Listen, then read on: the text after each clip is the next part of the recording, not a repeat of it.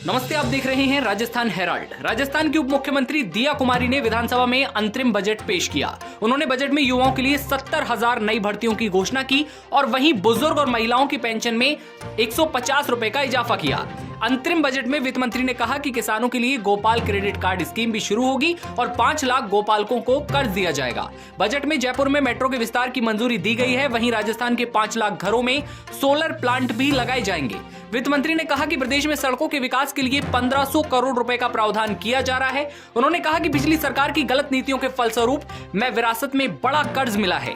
कर्ज दुगना होकर 5 लाख करोड़ से ज्यादा हो गया है। बजट भाषण के दौरान विपक्ष ने हंगामा भी किया। विपक्ष का आरोप था कि वित्त मंत्री बजट भाषण की बजाय आरोप प्रत्यारोप कर रही हैं। इस बीच सीएम ने कहा कि एक महिला बजट पढ़ रही है, इन्हें प्रोत्साहित करना चाहिए। आज पेश हुए अंतरिम बजट की 10 बड़ी घोषणाएं जो कि आपको जान लेनी चाहिए। मंडी टैक्स समाप्त करने से सस्ते होंगे चीनी और गुड़।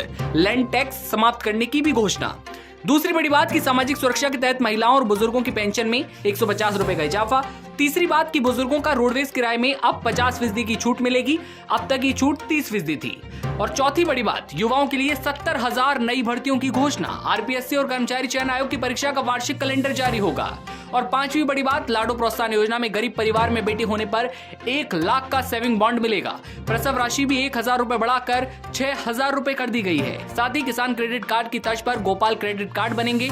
पहले फेज में 5 लाख गोपालकों को कर्ज भी दिया जाएगा।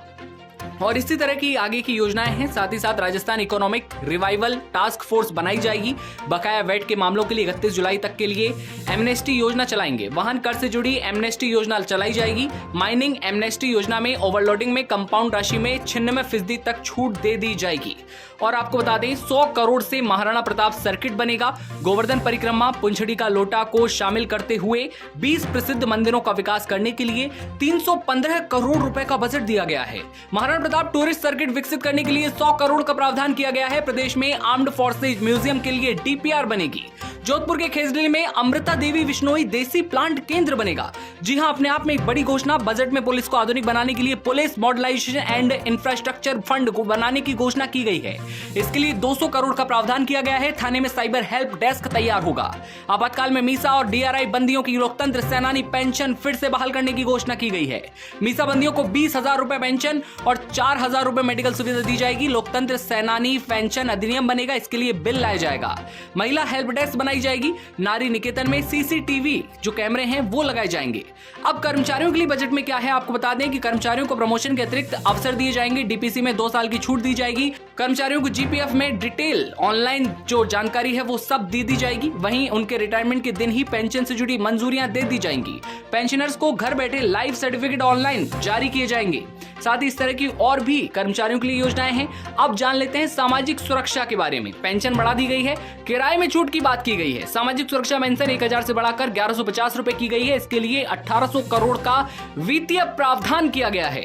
स्ट्रीट वेंडर्स मजदूरों के लिए मुख्यमंत्री विश्वकर्मा पेंशन योजना की शुरुआत होगी। इसमें 100 रुपए तक मासिक प्रीमियम देना होगा। इसके बाद 60 साल के बाद 2,000 रुपए पेंशन मिलेगी।